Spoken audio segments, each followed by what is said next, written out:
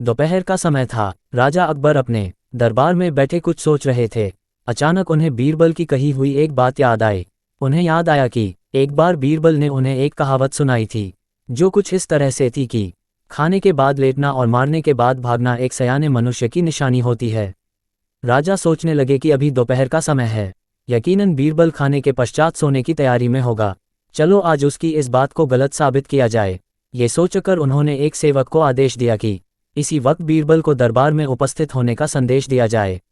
बीरबल खाना खाकर बैठे ही थे कि सेवक राजा का आदेश लेकर बीरबल के पास पहुंचा। बीरबल आदेश के पीछे छिपी राजा की मंशा भली भांति समझ गए।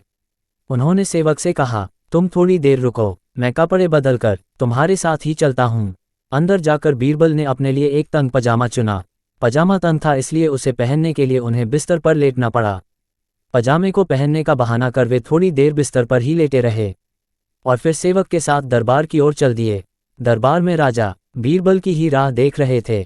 उनके वहां पहुंचते ही राजा ने पूछा, क्यों बीरबल, आज खाने के बाद लेटे थे या नहीं? बीरबल ने जवाब दिया, जी महाराज, जरूर लेटा था। ये सुनकर राजा को बहुत गुस्सा आया।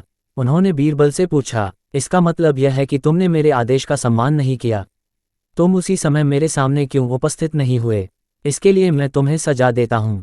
बीरबल ने तुरंत जवाब दिया, महाराज, ये सच है कि मैं थोड़ी देर लेटा था, लेकिन मैंने आपके आदेश की अवहेलना नहीं की है।